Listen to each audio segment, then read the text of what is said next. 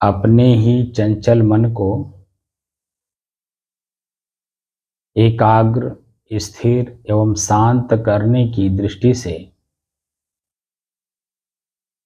साधना करते करते आज 723 दिन हो गए।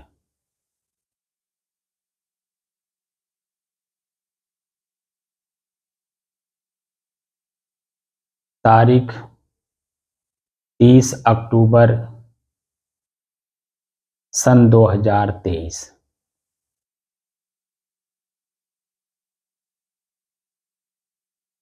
दिन सोमवार, प्रातः काल का समय।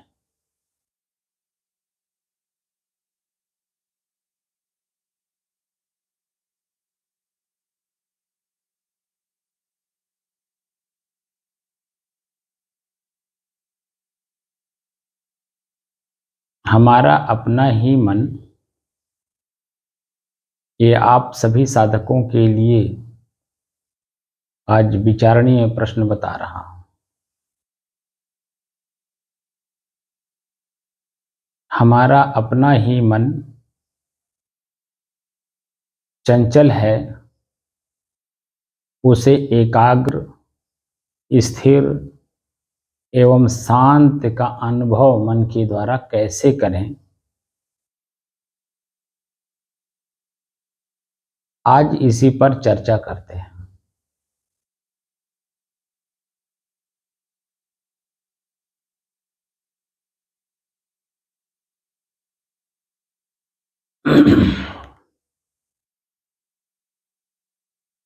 अभी 5 मिनट तक लगातार, सिर्फ 5 मिनट तक आपको ये कहा जाए कि आंख बंद करिए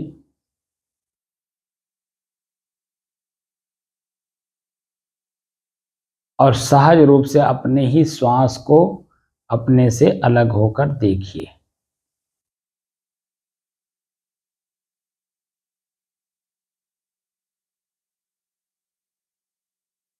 पांच मिनट में ही आपका चंचल मन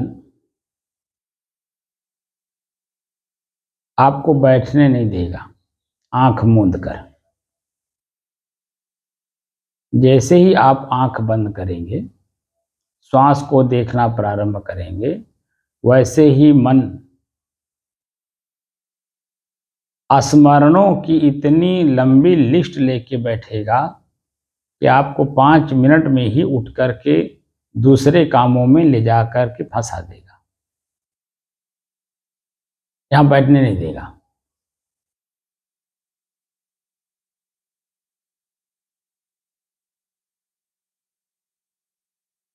जो लोग, यानी जो साधक,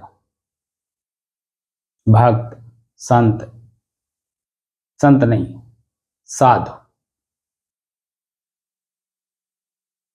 साधक, साधु, ब्रह्मचारी, भक्त, आम नागरिक, जैसे ही मन को देखने बैठेगा, यानी श्वास को देखने बैठेगा, वैसे ही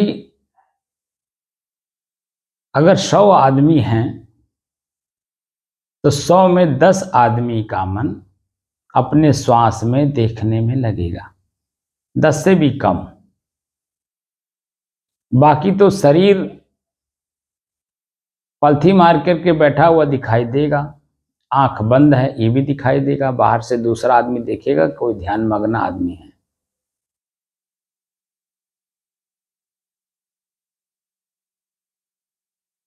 लेकिन अपने आप से पूछिए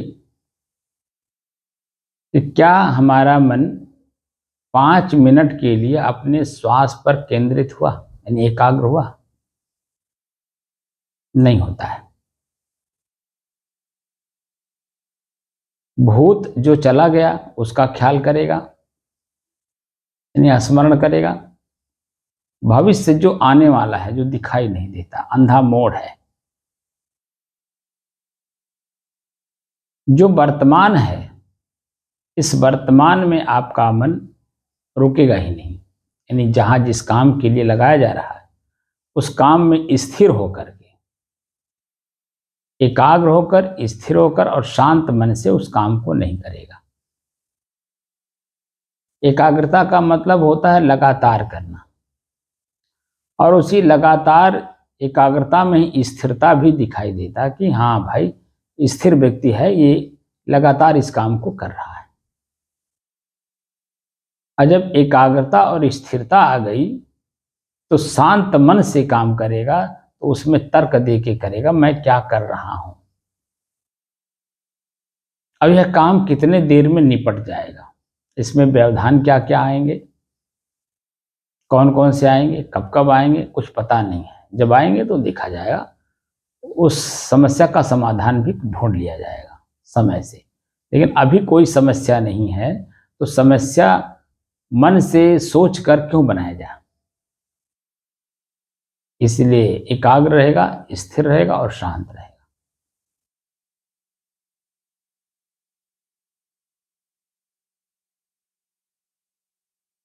लेकिन इतनी सी ही काम प्रथम दृष्टया मन को एकाग्र, स्थिर और शांत करने में बहुत समय लग जाते हैं, क्योंकि हम जो अभ्यास भी करते हैं अपने श्वास को अपने से अलग होकर के देखने का, 1 घंटे से 2 घंटे, बहुत मुश्किल से 3 घंटे, लेकिन उसके आगे और उसके पीछे दोनों समय में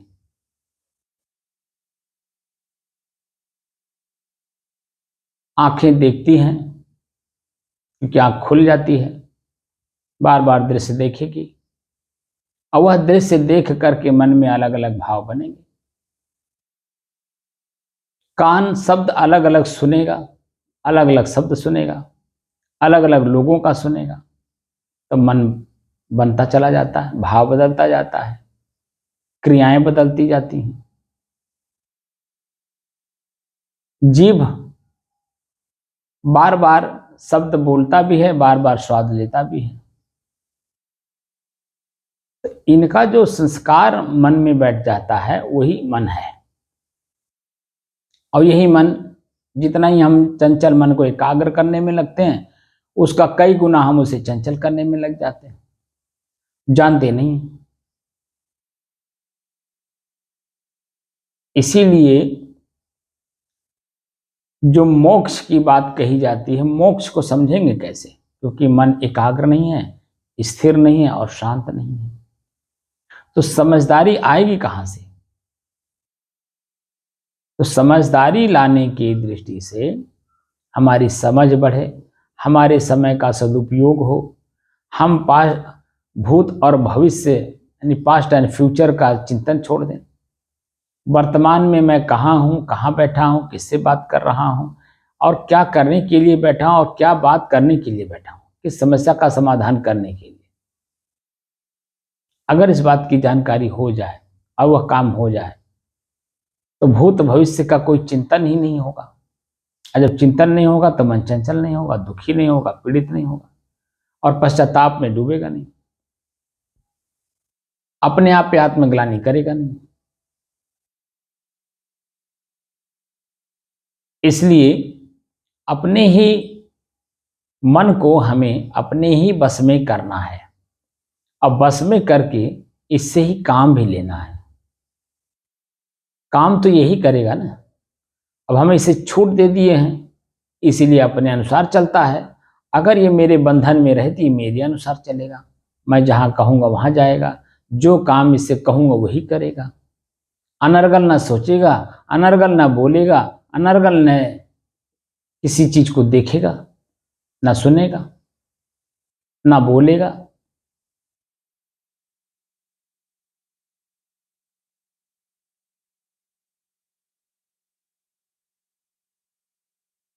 तो अपने ही श्वास को देखने में ही कि मेरा श्वास कैसे चल रहा है, कई दिन लग जाते हैं।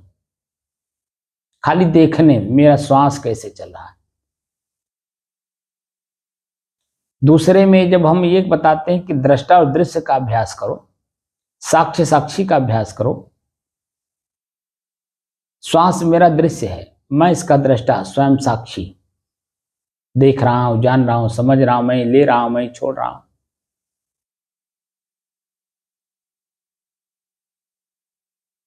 जैसे ही साक्षी भाव का अभ्यास करेंगे तो दोनों दो चीजें स्पष्ट होने लगेंगी। श्वास मेरे से अलग है, ये महसूस होने लगेगा। आंख से दिखाई नहीं देगा क्योंकि आंख बंद है। आंख खुला भी हो तो हवा दिखाई देता नहीं है। उसको कहते हैं महसूस करना। महसूस होगा। वर्तमान में श्वास जो मैं ले रहा हूं, श्वास के माध्यम से जो हवा मेरे अंदर जा रहा है, प्राणवायु जिसको बोलते हैं, उस प्राणवायु में हवा कैसी है? ठंड है, गर्म है, शीतल है, सुगंध है कि दुर्गंध है कि सामान्य है? वर्तमान में जैसी स्थिति आप श्वास ले रहे हैं और जैसी स्थिति महसूस होगी वैसा आपका मनोभाव बन जाएगा। अपने ही मनोभावों को समझने की दृष्टि से, जानने की दृष्टि से, अच्छे बुरे हानि लाभ सुख दुख के विचारों में जो हम उलझे हुए हैं उसको साफ समझने के लिए अपने ही श्वास की गति को देखना अति आवश्यक है। वैसे तो जितने भी महापुरुषों के पास आप जाएंगे वह सभी लोग अपने अपने हिसाब से आपको वो सब काम करने के लिए कहेंगे। कोई त्राटक मुद्रा कराएगा, कोई अनाथनाद सुनवाएगा, कोई ज्योति दिखाएगा, कोई बिंदु दिखाएगा, कोई कुछ करेगा, कोई कुछ करेगा, कोई सिद्धियां प्राप्त कराएगा।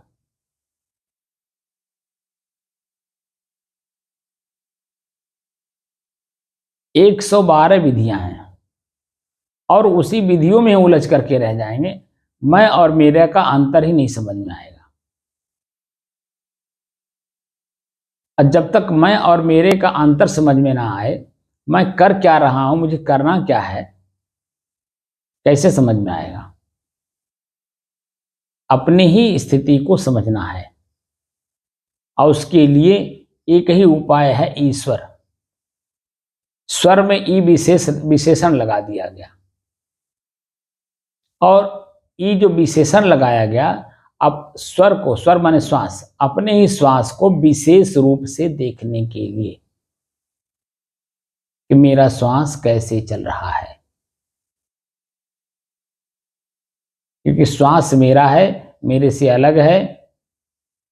मैं ही श्वास को लेता हूं, मैं ही श्वास को छोड़ता हूं। तो आखिर मैं हूं कौन? ये प्राणवायु तो मैं हूं नहीं, ये तो प्रकृति है।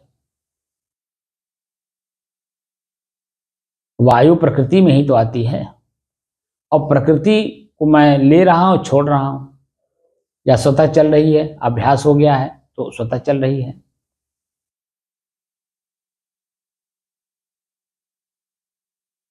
तो स्वतः जो चीजें अपने आप में चलती हैं वही सहज होता है और सहज में मुझे समाधि में जाना है। योग करते करते, अयोग है योगस चित्त वृत्ति निरोध है। चित्त कहते हैं मन को।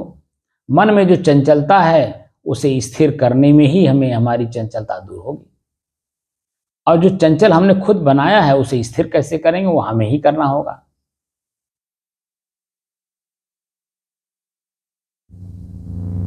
क्योंकि वो मेरा है, मेरे से अलग है, लेकिन रहता 24 घंटा मेरे साथ ही है।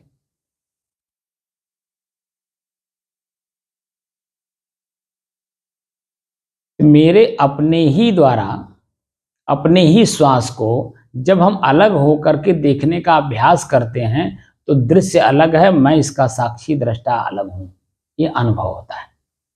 तो मैं कौन हूं का परिचय यही धीरे धीरे होता है, मैं कौन हूं। अब मैं कई बार बताया भी हूं, अध्यात्म शब्द का मतलब ही होता है कि मैं कौन हूं को जानने का साधन। अधि धन आत्म, अधि का आधा अधूरा शब्द है।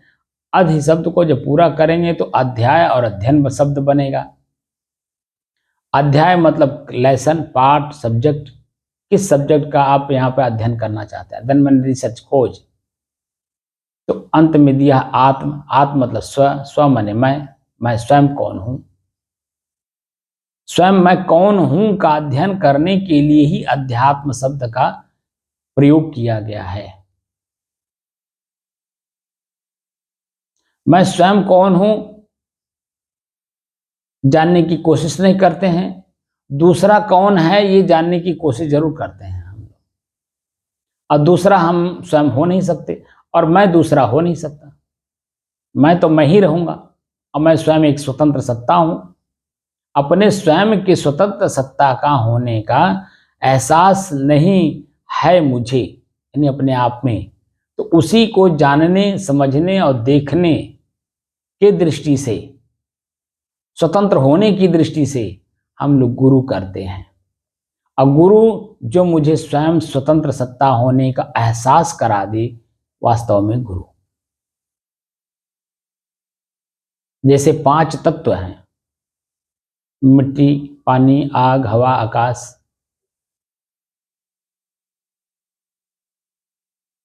उसी तरह से एक तत्व भी मैं स्वयं भी हूं।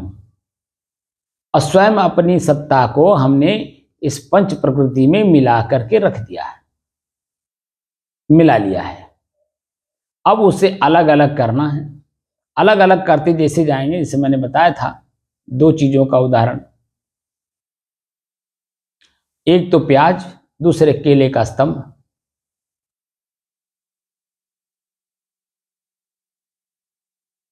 प्याज को छिलते जाइए तो अंत में कुछ नहीं मिलता है, केले के स्तंभ को छिलते जाइए तो अंत में कुछ नहीं मिलता है।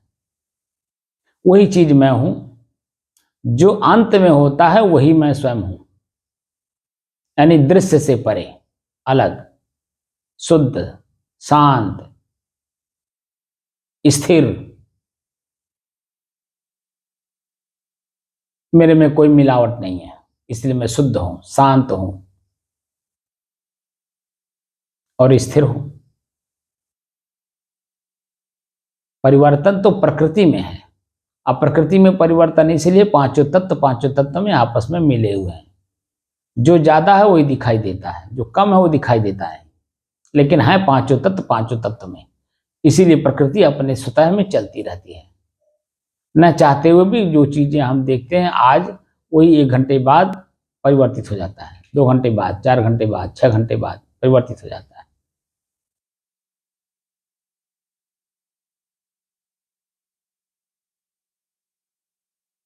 तो परिवर्तित यानी परिवर्तन वाली चीज को हम स्थिर करना चाहते हैं, यही मेरा दोष है। और स्वतः मैं शांत हूं, स्थिर हूं, एकाग्र हूं, अपने आप का ज्ञान नहीं है। और इसी अपने आप का ज्ञान करने के लिए ही एक शांत स्वरूप संत का सानिध्य लिया जाता है, जो अपनी तरह हमें बना दे।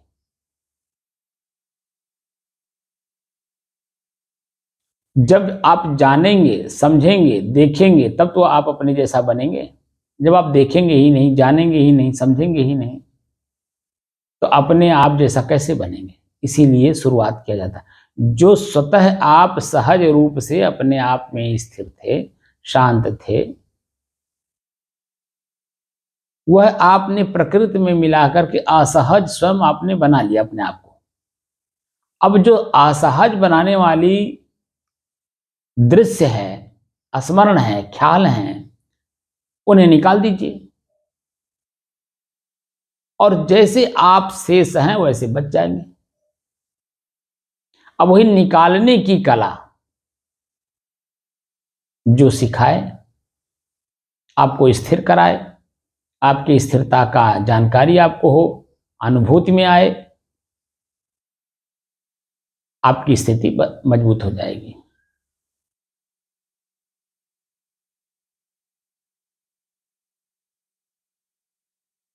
मैं वही काम को आप लोगों को कराना चाहता हूं कि आप स्वतः अपने आप को जानो।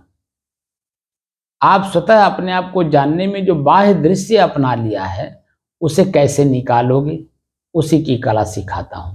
निकालते जाओ, निकालते जाओ, निकालते जाओ, निकालते जाओ, अंत में शेष आप बच जाओगे। और वह डेली काम आप करते भी हो।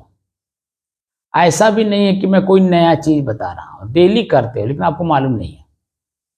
जिस समय में सुबह होता है, बहुत सी कल्पनाएं मन में लेकर के हम लोग घर छोड़ते हैं या बिस्तर पर से उठते हैं तो बहुत सारी कल्पनाएं करते हैं। आज हमें ये काम करना है, इनसे मिलना है, इनसे ये बात करना है, यहाँ जाना है। शाम 4 बजते बजते, 5 बजते बजते, 6 बजते बजते सारा काम निपटा करके आप घर की ओर लौटते हो। कुछ काम हुए, कुछ काम नहीं हुए।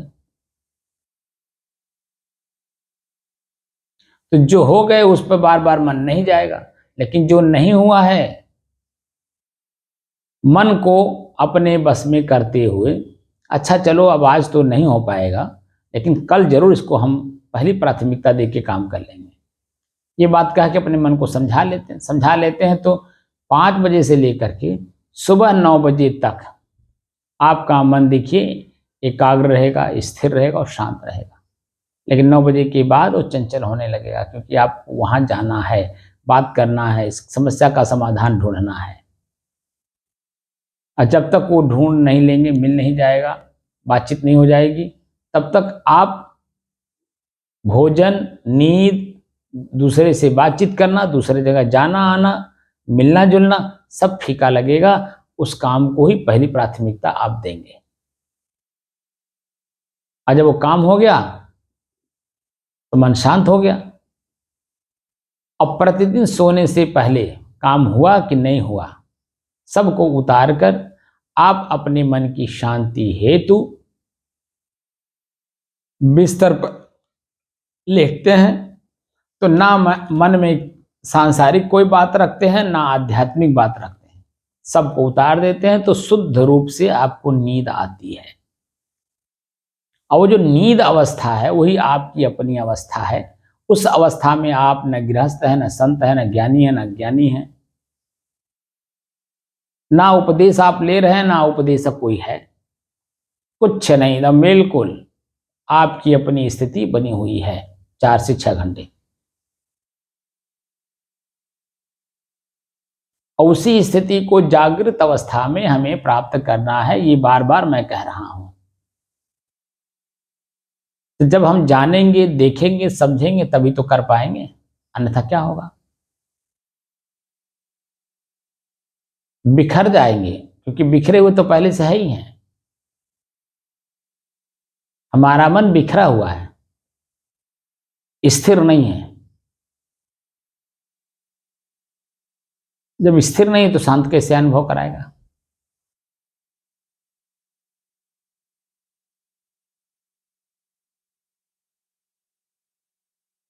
इसलिए ये जो साधना है, ये साधना वास्तव में आपके अपने हित के लिए है। और वही मैं चाहता हूं कि आप अपना हित मेरे द्वारा जितना हो सके पूरा उसका लाभ उठाइए। मैं आपके अपने लाभ के लिए ये साधना करा रहा हूं। मैं अपने लाभ के लिए नहीं करा रहा हूं, आपके अपने लाभ के लिए। मेरा अपना लाभ तो मुझे प्राप्ति हो गया, मैं चाहूं तो बस शांत बैठा रहूं, क्या फर्क पड़ता है? मुझे क्या गरज है वीडियो बना करके यूट्यूब पर अपलोड करने की? क्या जरूरत है साधना करने और कराने की? बस मुझे तो अपनी जो प्राप्त की हुई वस्तु है, यानी स्वयं का जो जानकारी मुझे संतों से हुई, उसे ही मुझे लेकर के चलने में पूरा समय बीत जाता है। सतर्कता, सावधानी, भयभीत रहना कि मेरा कोई सामान कोई छीन ना ले, कोई ले ना ले, कोई जान ना जाए, डकैती ना पड़ जाए। तमाम तरह के जो आपके मन में विचार आते हैं वो हम लोगों के भी मन में आते हैं। लेकिन हम लोगों का जो ज्ञान है, जो जानकारी है, जो संपत्ति है, वह तो जितना हम छुपाएंगे वो उतना और खराब होगा। हम जितना उसे लुटाएंगे, दूसरे के सामने प्रयोग करेंगे, आपके सामने बोल रहा हूं, मैं निर्भय हो रहा हूं। गीता के 16वें अध्याय के प्रथम श्लोक में प्रथम लाइन में ही अभयम शब्द का प्रयोग किया गया। अभयम यानी निर्भय रहना। कैसे? सत्व संशुद्धे, सत्व माने हृदय, हृदय यानी मन। आपका मन, आपका अपना ही मन जब विशेष प्रकार से शुद्ध हो जाता है तो अपनी बात को कहने में कोई दिक्कत नहीं होती, क्योंकि उसमें छल कपट राग द्वेष ईर्ष्या नहीं है, उसमें किसी की बुराई नहीं है। हम अपनी बात कह रहे हैं कि मैं इस पॉइंट पे था और इस पॉइंट को किसी ने हमें बताया, हमने उसको ऐसे किया और आज मैं उसी स्थिति को वर्णन करने में सक्षम हूं। अपनी ही बात को अपने ही लोगों के बीच में हर व्यक्ति कहने में सक्षम नहीं है, लेकिन जब संत का सानिध्य मिल जाता है तो हर बात को हम हर आदमी के सामने कहने में सक्षम हो जाते हैं। अपनी सक्षमता ही हमें प्राप्त करनी है, स्वयं से ही स्वयं को ही मजबूत बनाना है। कैसे बनाएंगे? तो जो बाहरी आवरण है, बुराइयां हैं जो हमने अंदर घुसा दिया, उसी को निकाल देना, बस इतना करना है। अब वही निकालने की जो कला है वही सीखना है आपको। आपके अंदर में सब कुछ भरा पड़ा है, जानकारी नहीं, वही जानकारी आपको प्राप्त करना है। आप जानकारी प्राप्त करते जाएंगे, सीखते जाएंगे, अपने अंदर में जो बुरा है उसे निकालते जाएंगे, हल्का होते जाएंगे। तो मेरे पास जो साधना है वो आपको अपने आप में ही मजबूत करने की साधना है। बाहर जितने भी बातें आपको भयभीत करने वाली हैं, और जैसे जैसे जानकारी होती जाएगी वैसे वैसे वह हल्का होता जाएगा।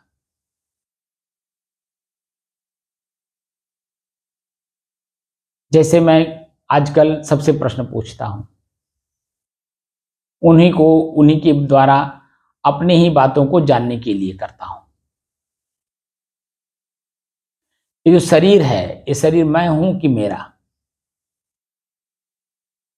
तो जो आधे अधूरे ज्ञान वाले हैं तो कहते हैं कि ना ये शरीर मैं हूं ना ये शरीर मेरा है। अब बताइए उनको मैं क्या बताऊं? दो में से तो एक ही है, अपने आप में ऑलरेडी है। ये शरीर मेरा है, मैं इसी में हूं, ये तो इतना तो सभी लोग जान रहे हैं।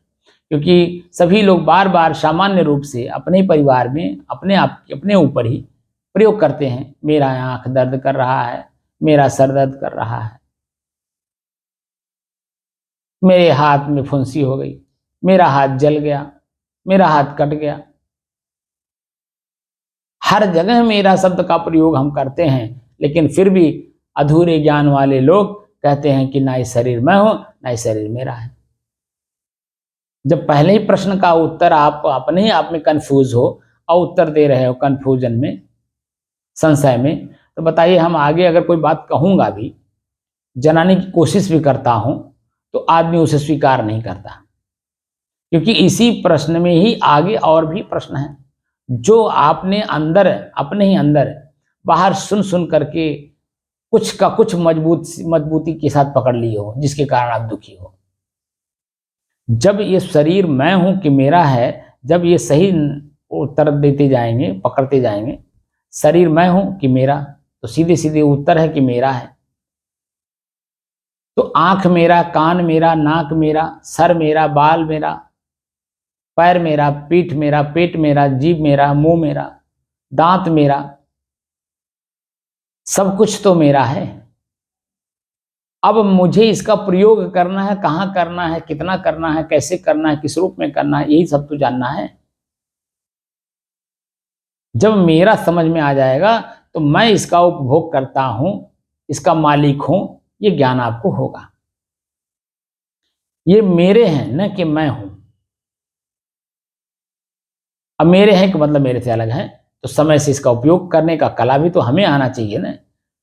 ये आंख समय से नहीं देखता है, समय समय देखना पड़ता है। कौन है, कहाँ से आए हैं, क्यों आए हैं, क्या करने आए हैं, किससे मिलना है, काम क्या है। कौन प्रश्न करता है? क्या आंख प्रश्न करता है? स्वतः करना पड़ता है।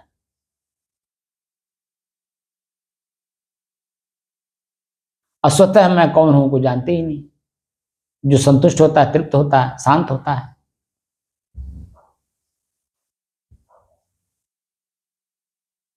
तो मेरे द्वारा प्रदत्त जो अनुभूति है, उस अनुभूति के द्वारा जब आप अंदर घुसेंगे, तब धीरे धीरे एकाग्र होकर के अपने आप को जान पाएंगे। तो शरीर मेरा है, इसी में मैं कौन हूं। बात कंफर्म हो गई कि शरीर मेरा है। कंफर्म करना है कि आखिर इसी शरीर में मैं कौन हूं, जो इनका उपभोग करता हूं।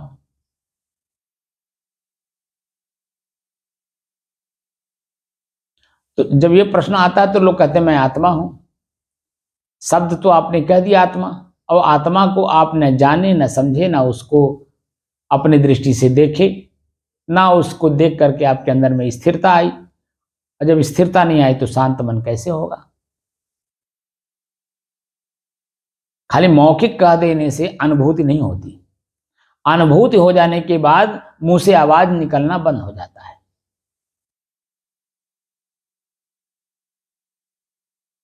बस सतर्कता और सावधानी ये बरतनी होती है कि जीवन भर ये ऐसे ही अपने जगह पर स्थिर रहे। बस उसमें जरा सा भी आप इधर उधर कुछ मिलावट करेंगे तो इपट हो जाएगा उसमें।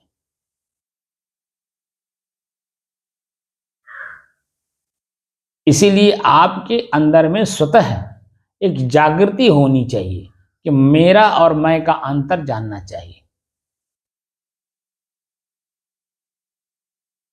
जैसे ही मैं और मेरे का अंतर जानेंगे, सब कुछ अलग अलग है, सब मेरे हैं और स्वतः मैं इनका उपभोग करता।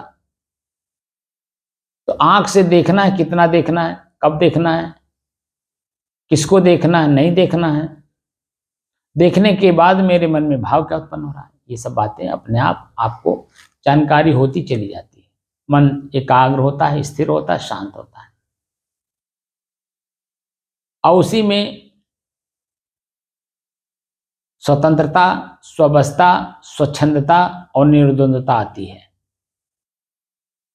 जब तक स्वयं को आप नहीं जानोगे, तब तक बाहरी वस्तु आपसे अलग होगी नहीं और आपकी निर्द्वंदता और स्वच्छंदता आएगी नहीं।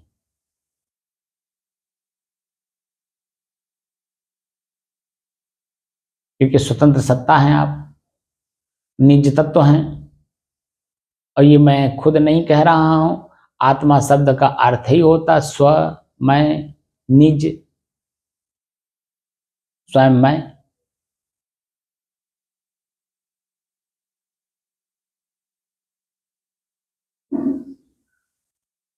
तो मैं को ही जानने की दृष्टि से शब्द का प्रयोग करते समय हमारे संतों ने ऐसे शब्द का प्रयोग किया जो सुनने में थोड़ा अच्छा भी लगे। ज्ञान का मतलब जानकारी होता है। हम कहें कि आओ हमसे जानकारी कर लो, तो आप कहोगे कौन सी जानकारी आप दोगे, क्या आपके पास है। लेकिन ज्ञान शब्द का प्रयोग करूं कि आओ भाई ज्ञान प्राप्त कर लो, तो दौड़ करके आओगे भाई क्या ज्ञान है आपके पास। लेकिन वही ज्ञान का मतलब जानकारी होता है। अगर मैं कहूं कि आओ भाई जानकारी प्राप्त कर लो, करना न करना तुम्हारे ऊपर निर्भर है। तुम करोगे तो तुमको लाभ मिलेगा, नहीं करोगे तो तुम्हारा हानि होगा, हमारा क्या जाता है। लेकिन कम से कम जानकारी तो प्राप्त कर लो।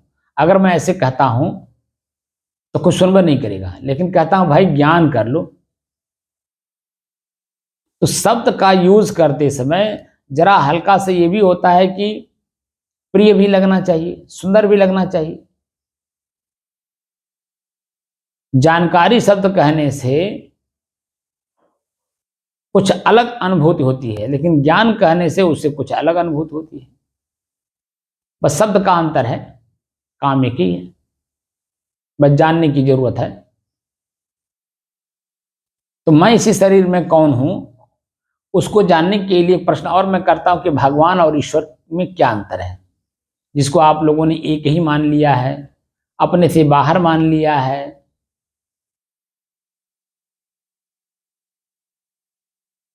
और उसी भगवान के सामने आप रोते हो, बिलखते हो, अपनी कामना कहते हो, अपनी इच्छाएं प्रकट करते हो, और जो कि वो कुछ है नहीं, क्योंकि आप जानते नहीं, इसलिए जो जो कुछ नहीं है उसी के सामने अपने आप को ले जा करके सब कुछ बना लेते हो। भगवान आपके शरीर को कहते हैं। आपका शरीर क्या है? भगवान। आपका शरीर भगवान कैसे है, ये प्रश्न आपका होना चाहिए। तो भगवान जो शब्द बना है उसमें जो वर्ण है यानी अक्षर वो कितने हैं, तो 5 हैं, भ ग व आ न। तो भ कहाँ से आया, 5 शब्दों में से एक एक अक्षर निकाल करके जोड़कर भगवान शब्द बना है। जो भागवत शब्द है वो भागवत में भी वही अर्थ है, लेकिन हम आप जानने का कोशिश नहीं करते हैं, इसलिए उसको अलग समझते हैं, इसको अलग समझते हैं। शब्द का थोड़ा सा यहां से उधर उधर से उधर कर दिया, बस शब्द बना दिया और सुनने में जरा अच्छा लगता है। तब 5 शब्दों में से एक एक अक्षर लेकर के भगवान और भागवत दोनों शब्द बना हुआ है।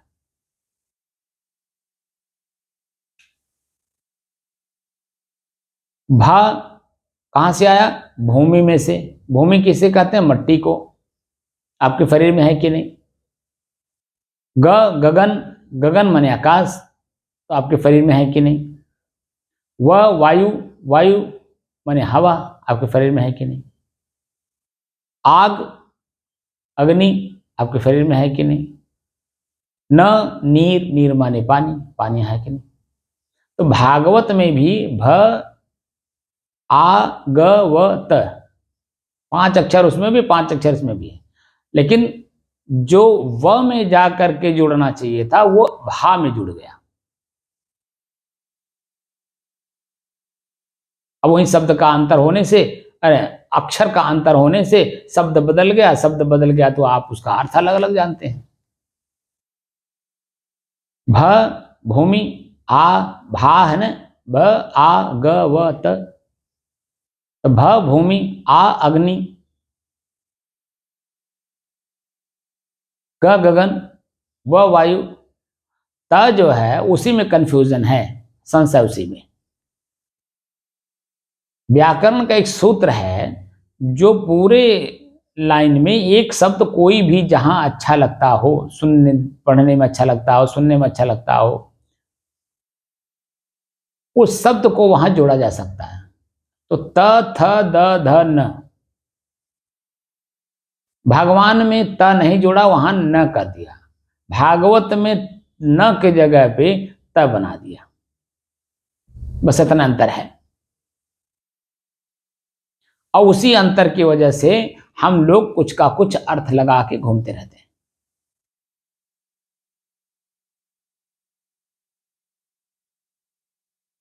तो भागवत और भगवान दोनों शब्द एक ही की पढ़ने की बात करते हैं कि जो आपका जो शरीर है, इसी शरीर में ही महापुराण है। पुराण का मतलब पुरातन होता है, और शरीर माने प्रकृति होती है। प्रकृति और पुरुष यही दो तो हैं पुरातन, जिसे सनातन आप कहते हैं। प्रकृति और पुरुष ये सनातन है, इनके द्वारा जो उपजता है यानी बनता है वह बिगड़ता है, और जो बनता है वो बिगड़ता है, बिगड़ता है तो बनता है। ये क्रियाएं जो उसकी हैं वो बनने बिगड़ने वाली, वो स्थिर नहीं है, वो सनातन नहीं है। वो कुछ देर रहती है उसके बाद नष्ट हो जाती हैं, कुछ देर रहती हैं कुछ देर बाद नष्ट हो जाती हैं, लेकिन ये दोनों चीजें सदैव हैं, प्रकृति और पुरुष। प्रकृति माने शरीर, और शरीर में रहने वाला स्वयं चेतन, दोनों अलग अलग हैं। तो सदैव रहने वाली जो वस्तु है उसे प्रकृति कहते हैं, और वो है माटी पानी आग हवा आकाश। उसी तरह से छठवां एक तत्व है निज तत्व, जो मैं स्वयं बोलने वाला हूं। जो स्वयं मैं बोलने वाला हूं वही तो आप हैं, और जो आप हैं वही मैं हूं। अगर ये ज्ञान हो जाए, कौन किसके साथ दुर्व्यवहार करेगा आप बताइए। क्योंकि जो मैं आपके साथ करूं क्रियाएं करूंगा, आंख से देखने की कला में अलग गलत दृष्टि से देखूंगा तो आपकी भी दृष्टि मेरे प्रति बदल जाएगी। गलत बोलूंगा शब्द का तो आपका कान सुनेगा तो मेरे प्रति भाव बदल जाएगा। जो भी क्रियाएं मैं आपके साथ करूंगा वही क्रियाएं मुझे प्रतिक्रिया के रूप में प्राप्त होगी। तो क्यों ना मैं ऐसी क्रियाएं करूं आपके साथ, जब प्रतिक्रिया आप करिए तो एक सुंदर सा शब्द पिरो करके, सोचकर समझकर तब अपने शब्दों का उच्चारण करें। यही सब चीजें सुधारनी होती है कि ये जो पार्ट्स हैं शरीर के, ये सब मेरे हैं और मैं इनका इतना चंचल हूं कि इनका सदुपयोग कर रहा हूं कि दुरुपयोग कर रहा हूं पता ही नहीं चलता है। और जब उसी की प्रतिक्रिया आती है तो कहता है, बाबू ये तो हम इनके कुछ कहबन कह दी और ये हमें ऐसा कह रहे हैं।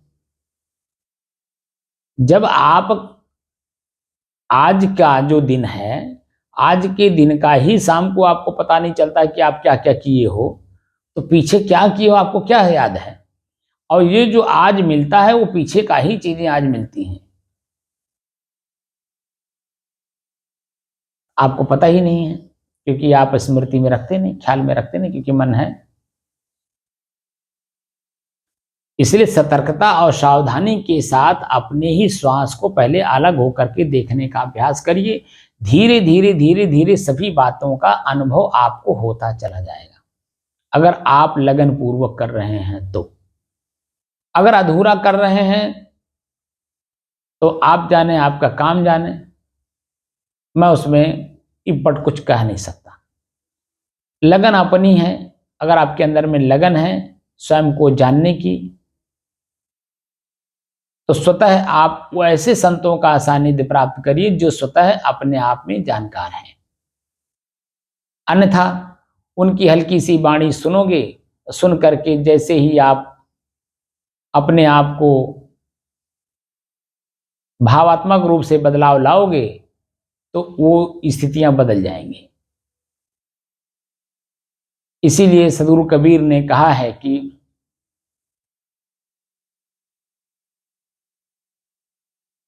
परखत खरी परखावत खोटी। हम जो स्वतः परखते हैं उसे सत्य मानते हैं, लेकिन कोई विशेषज्ञ जब उसको हमें परखाता है तब वो खोटी यानी बुरा लगने लगता है। तो संत जब आपकी अपनी ही चीजों में जहां आप उलझे हैं उसे जब परखाते हैं तो आपको वहां बुरा लगने लगता है, और उसी बुराई में आप इसे छोड़ देते हैं। और जैसे छोड़े तैसे फिर जहां थे उससे भी नीचे चले गए। यानी फिर दोबारा आपको अपने आप की जानकारी प्राप्त करने के लिए जो भी साधन कोई बताता हो उसे आप स्वीकार नहीं करेंगे, बस मनमती हो जाएंगे। मन जो कहेगा वही आप करेंगे, क्योंकि मन आप पर हावी है, आप मन पर हावी नहीं हो। और संत सिखाते हैं मन पर आप हावी हो, मन आप पर हावी ना हो।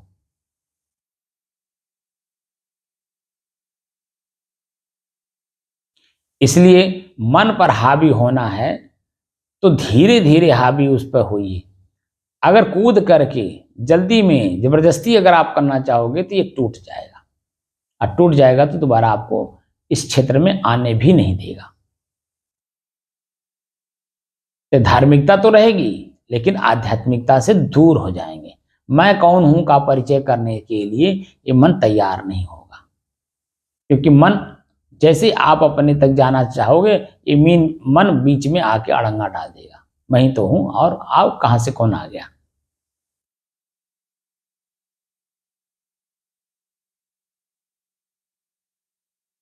इसलिए अपने ही श्वास को अपने से अलग होकर पहले देखने का खूब अभ्यास करिए, और जितने अभ्यास करोगे मैं और मेरे का अंतर धीरे धीरे समझ में आ जाएगा।